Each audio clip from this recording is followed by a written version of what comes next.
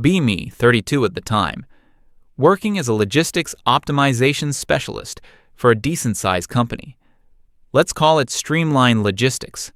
Not a glamorous job. No one understands what I do.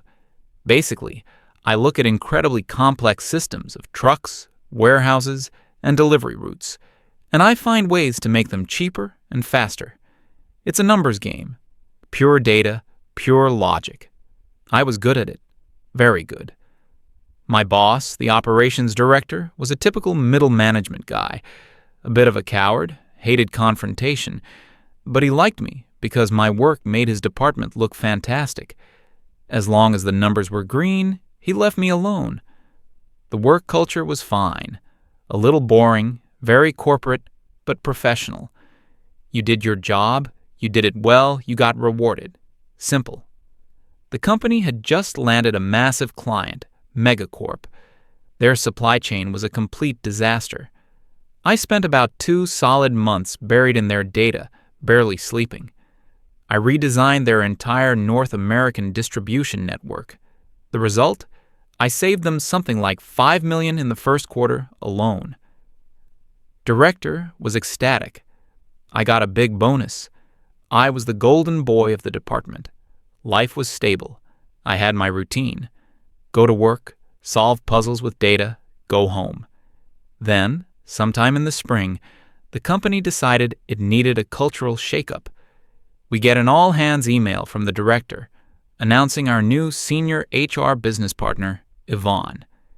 The email was full of the usual corporate buzzwords: dynamic synergy, forward-thinking leadership, fostering an inclusive ecosystem. My eyes glazed over before I finished the first paragraph. A few days later, we have the official introductory meeting. Yvonne stands at the front of the conference room. She has that specific sterile look of a career HR person. Everything is neat, pressed, and completely devoid of personality. She gives a speech. It's a masterclass in saying absolutely nothing with the maximum number of words. She talks about her vision for the company's culture. It's about moving beyond outdated metrics of success and embracing a more holistic, people-centric paradigm. She mentions psychological safety at least a dozen times. She wants to empower marginalized voices and deconstruct traditional power structures within the office. I look around the room. The older guys just look confused. The younger guys are trying hard not to roll their eyes. A small group of women, mostly from marketing and HR, are nodding enthusiastically. I wasn't paying much attention, to be honest. I was thinking about a fuel consumption problem for a client's fleet in the Midwest. To me, this was just another corporate initiative that would be forgotten in 6 months. I was wrong. The changes started small. First, it was the mandatory Monday morning check-in meetings. Everyone had to go around the circle and share their name, their role, their pronouns, and one thing they're grateful for. It was excruciating. 30 minutes of wasted time every single week. The gratitude part was the worst. People trying to one-up each other with saccharine stories about their weekend. I just said my name and job title, and I'm grateful for coffee. Yvonne would always give me a tight, disapproving smile. Next came the mandatory workshops. The first one was on unconscious bias. It was a 4-hour session run by some outside consultant Yvonne hired. The whole thing was a joke. Vague accusations, poorly designed PowerPoint slides with stock photos of diverse people laughing at salads. The consultant kept talking about how a workplace based on meritocracy is often just a cover for systemic prejudice. According to him, my entire way of thinking, using objective data to find the best solution, was part of the problem.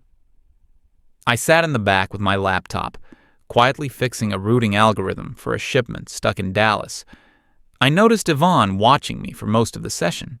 She never said anything, but she had this look, like she was observing a lab rat she was planning to dissect. A few weeks later, a new Slack channel appeared. Brave Spaces. It was a channel, moderated by Yvonne for employees to share their experiences and feelings without fear of judgment. It quickly turned into a public complaint forum. People would complain about anything and everything, the temperature in the office, the brand of coffee in the break room, but mostly they complained about their colleagues. It was always vague. Someone on the operations team used a very dismissive tone in an email today. Yvonne would immediately jump in. "Thank you for your courage in sharing this. This is a valid experience. We need to address the impact of harmful communication styles." She was weaponizing feelings, turning subjective interpretations into workplace offenses. The atmosphere in the office started to change. People became wary, cautious. You could feel the tension. Conversations became quiet and guarded. Jokes stopped. I tried to ignore it all. I put my headphones on and focused on my work. My numbers were still excellent. I figured that would protect me. One afternoon, I was eating lunch at my desk, trying to solve a particularly nasty logistics puzzle. Yvonne was sitting with her little clique from HR at a nearby table. I could hear their conversation. They were talking loudly, almost performatively. Yvonne was going on a rant about male toxicity in the tech and logistics sectors. She said that the emphasis on cold, hard data was a symptom of a patriarchal system that devalues emotional intelligence and collaboration. She talked about how men often use logic as a weapon to shut down women's voices and maintain control. She didn't mention my name. She didn't have to. Everyone in the department knew who the data guy was. That was the moment I realized I was on her radar. I wasn't just a neutral employee anymore. I was a symbol of the old way she was determined to destroy. The breaking point came during the quarterly budget meeting. It was a big meeting. The director, all the department heads, and key specialists. Yvonne was there to present her flagship proposal. She called it the Equipath Initiative. It was an ambitious and incredibly expensive plan. It involved hiring a team of dedicated DEI consultants. It proposed a new recruitment policy with strict quotas based on identity groups, not experience or qualifications. It included a reverse mentorship program where senior male employees would be paired with junior female employees to learn from their experiences of the workplace. The whole thing was a Trojan horse for her ideology, and she was asking for a massive chunk of the department's budget to fund it. She gave a very passionate presentation, full of emotional language about fairness and justice. The director was practically sweating. He was terrified of saying no and being labeled a bigot. You could see he was ready to approve the whole thing. He wrapped up the presentation and said, "Great, thank you, Yvonne. Does anyone have any questions or feedback?" The room was silent. No one wanted to be the one to challenge her. Then he made a mistake. He looked at me. "Sam, you're our numbers guy. What's your take on the projected impact?" I could have just nodded and kept my mouth shut. I should have. But my entire job is about objective analysis. It's what I'm paid to do. I calmly opened my laptop and connected to the projector. I said, "I took a look at the proposal last night and ran some numbers. I pulled up a simple, clean spreadsheet. No emotion, just data. The proposed budget for the Equipath Initiative is approximately $750,000 for the first year," I began. "This includes salaries for new hires, consultant fees, and software licenses for the tracking platform." I switched to another tab. I've compiled public data from 5 other companies in our sector that have implemented similar large-scale DEI programs in the last 3 years. On average, they saw a 15% drop in departmental productivity in the first year and a 20% increase in voluntary turnover among their top-performing employees. I could feel Yvonne's eyes burning a hole in the side of my head. I kept going. The turnover is often attributed to senior specialists feeling that career progression is no longer tied to performance. Then I pulled up my final slide. For perspective, That same $750,000, if invested in the new fleet tracking software we've been requesting for 2 years, would generate a projected ROI of over 300% within 12 months. It would directly improve our service for every single one of our clients. I finished with, from a purely operational and financial standpoint, the Equipath initiative represents a significant cost with a high probability of negative returns. I sat down. The silence in the room was deafening. I hadn't been aggressive. I hadn't been emotional. I just stated the facts as I saw them. Yvonne smiled, a terrifying, predatory smile. She looked at the director and said, "Well, thank you, Sam, for that spreadsheet-based perspective. It's good to be reminded that some people can only see the world in terms of dollars and cents. The rest of us are trying to build a better, more human workplace." It was a brilliant move. She reframed my objective analysis as a moral failing.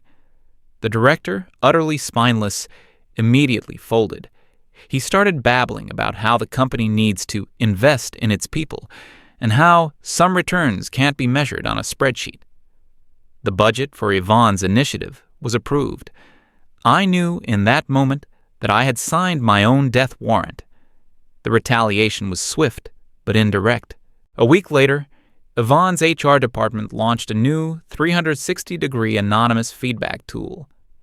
Employees were encouraged to leave anonymous feedback about their colleagues' adherence to company values. Suddenly, my life became a living hell. I was called into a meeting with Yvonne.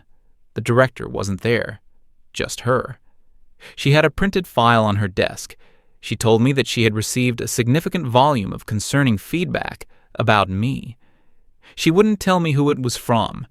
She wouldn't even tell me the specific incidents. It was all vague nonsense. Feedback suggests your communication style can be intimidating to junior colleagues. It has been noted that you often dominate conversations with data, leaving a little room for other perspectives. Several reports mention a gatekeeping attitude towards information, which creates an environment of exclusion. I asked for a concrete example. Can you tell me one specific thing I did that was wrong so I can understand? She just smiled and said, "We're not here to place blame, Sam. We're here to discuss patterns of behavior." It was a kangaroo court.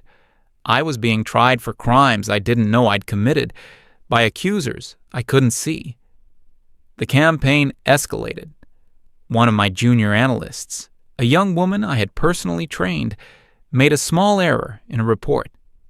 I pointed it out to her privately in a direct message, showed her the correct formula, and told her not to worry about it. Standard procedure. 2 days later, I'm in another meeting with Yvonne. The new complaint. I had publicly shamed a female colleague for a minor mistake, which contributed to a culture of fear. Someone had twisted my private helpful message into an act of aggression. My old work friends started avoiding me. They'd go quiet when I walked into the break room. They wouldn't make eye contact in the hallways. They were scared. They knew Yvonne was targeting me, and they didn't want to get caught in the crossfire. The director started ignoring my emails. When I tried to talk to him about the situation, he would suddenly have another urgent meeting to attend. He had already thrown me to the wolves. The final meeting happened on a Thursday afternoon. I remember because it was raining. I got the calendar invite from the director's assistant. Urgent meeting. I walked into his office. He was there, looking pale and uncomfortable. Yvonne was sitting next to him, perfectly composed. She had the file folder on her lap. The director couldn't look me in the eye. He just stared at a spot on the wall behind my head. He cleared his throat and started reading from a script. Sam, after a thorough review process, and considering the feedback from multiple team members, we've come to the difficult decision that your role at Streamline Logistics is no longer a viable fit for our company's forward-facing cultural strategy. I just stared at him. You're firing me. He flinched. We're terminating your employment. It's a strategic realignment. It's not personal." I looked at Yvonne. She had a small, triumphant smirk on her face, the look of a hunter who had finally cornered her prey.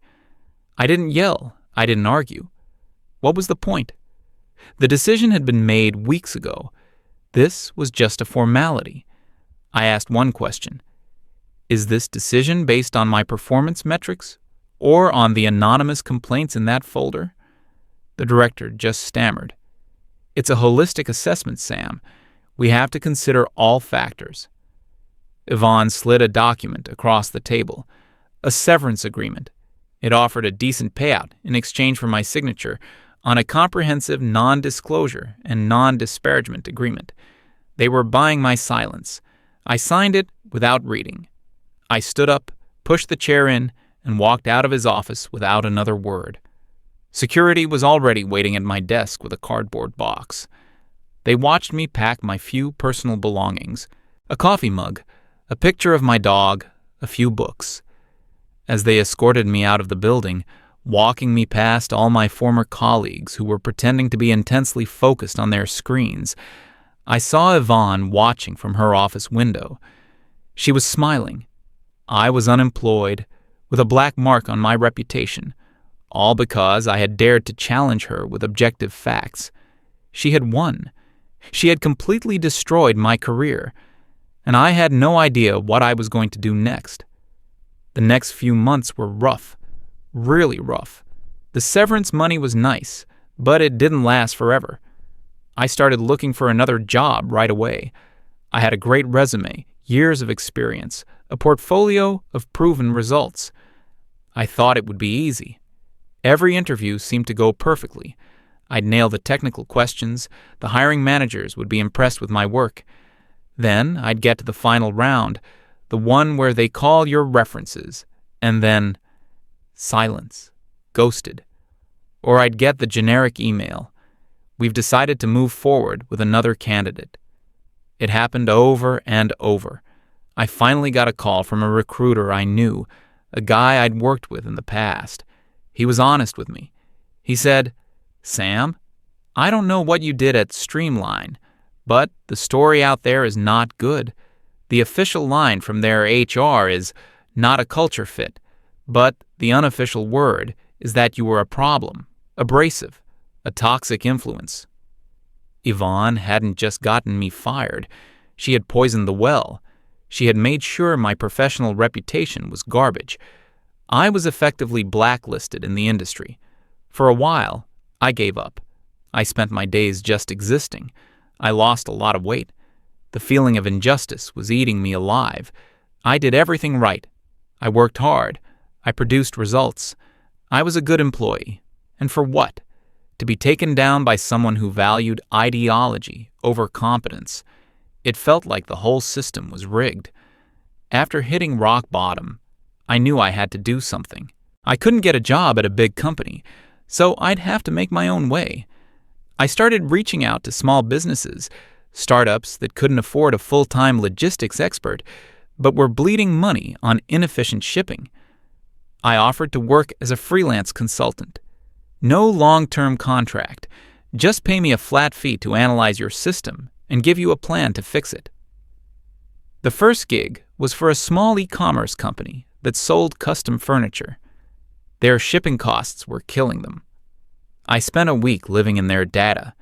I found the bottlenecks, restructured their warehousing, and negotiated better rates with a regional freight company. I saved them 40% on their shipping expenses in the first month. The owner was so grateful he became my biggest advocate. He started recommending me to everyone he knew. Word of mouth is a powerful thing. Slowly, I built a client base. I was my own boss. I set my own hours. And I only had one metric for success: results. I was happier than I had been in years. Around this time, I started hearing things about what was happening back at Streamline Logistics. A few of my old trusted colleagues had reached out, the ones who had been too scared to speak up before. They told me the place had become a nightmare. Yvonne's Equipath initiative was in full swing. Competent people were either leaving or being pushed out. replaced by new hires who ticked the right demographic boxes but had no idea what they were doing. Productivity had plummeted. The mandatory emotional sharing circles were now happening twice a week. My old department, the one I had built into a finely tuned machine, was a mess. Deadlines were being missed constantly. Their biggest client, Megacorp, the one I had single-handedly saved, finally got fed up. They pulled their multi-million-dollar contract. That was a huge blow to the company. The financial reports were starting to look ugly. Meanwhile, my own little consulting business was growing. I ended up getting a long-term contract with a smaller, more aggressive competitor to streamline. Let's call them Apex Solutions. Apex was the anti-streamline. They were lean, hungry, and obsessed with efficiency. They didn't care about my past. They just saw the results I was getting from my clients. They hired me to rebuild their entire logistics division. I had a blank check and full autonomy. I handpicked my team. I called up some of the best people who had left Streamline, the ones who were tired of Yvonne's nonsense. They jumped at the chance to work in an environment based on merit again. In less than a year, we built the most efficient logistics operation in the region. We were poaching clients left and right, including some of Streamline's former customers. I wasn't trying to get revenge. I was just focused on doing good work. But I admit, it felt good to be winning. Then, the big news dropped. The parent company that owned Streamline Logistics, a massive, faceless private equity firm, finally noticed how badly their investment was performing. They did what big, faceless firms do. They decided to clean house. They also saw the rapid growth of Apex Solutions, our small, agile company that was eating Streamline's lunch, so they bought us. The email went out to everyone. Apex Solutions was being acquired and merged with Streamline Logistics to form a new, stronger entity. A new CEO was being brought in from the parent company to oversee the transition. This new CEO was a legend in the industry, a ruthless, no-nonsense guy whose only goal was to make a company profitable. He was known as the Fixer. He'd come in, fire half the management, and turn the company around in 6 months. I wasn't sure what this meant for me. I was just a director at the company being acquired. I figured I'd probably be out of a job again. Then I got a call from the new CEO's personal assistant. He wanted to meet with me, just me. I went to the meeting in the corporate headquarters downtown. The CEO was an older guy, impeccably dressed. He didn't waste time with small talk. He had a file on his desk with my name on it, and another one with Streamline's performance data. He looked at me and said, "I've read your file. I've seen what you did at Apex.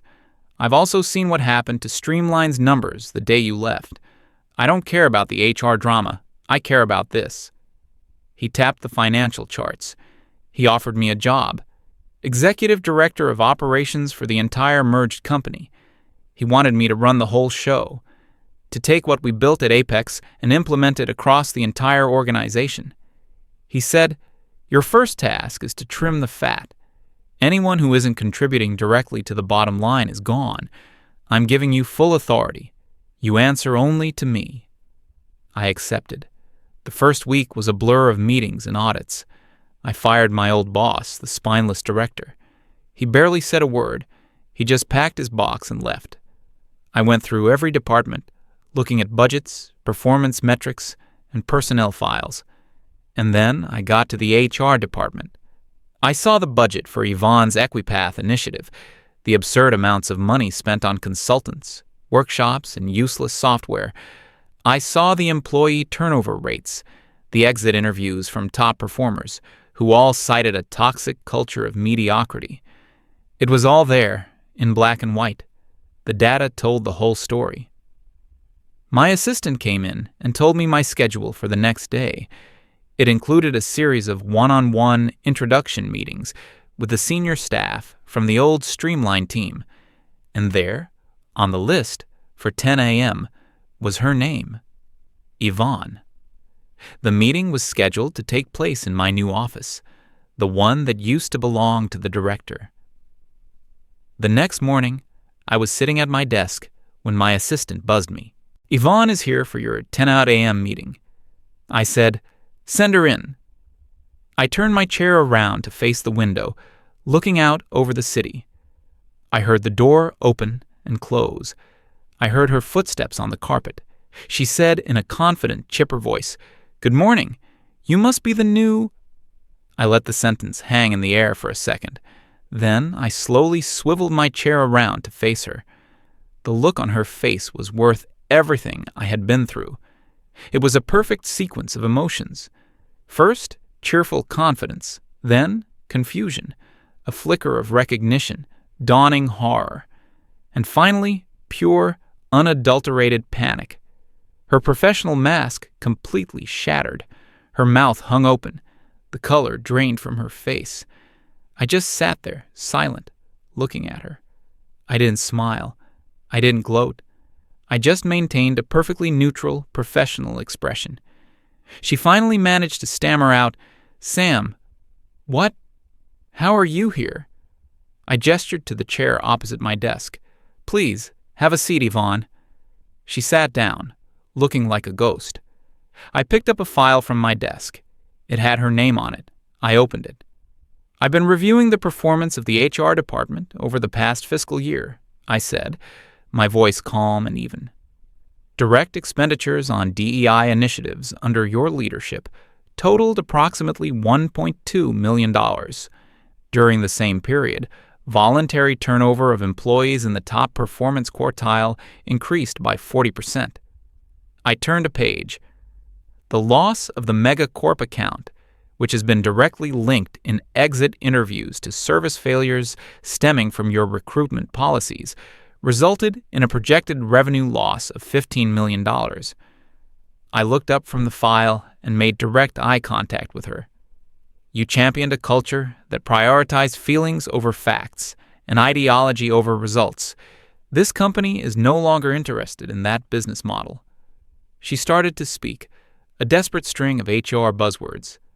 Psychological safety, inclusive environment, building trust. I held up a hand to stop her. The new corporate culture is based on a single principle: merit. Your performance, when measured by any objective metric, has been a catastrophic failure. I closed the folder and pushed it to the side of my desk. "As of this moment, your position as senior HR business partner has been made redundant. Your employment is terminated, effective immediately." She just stared at me, speechless. All the power, all the smug certainty she had wielded for so long was gone. I pressed the intercom button on my phone. "Security, please come to the executive director's office."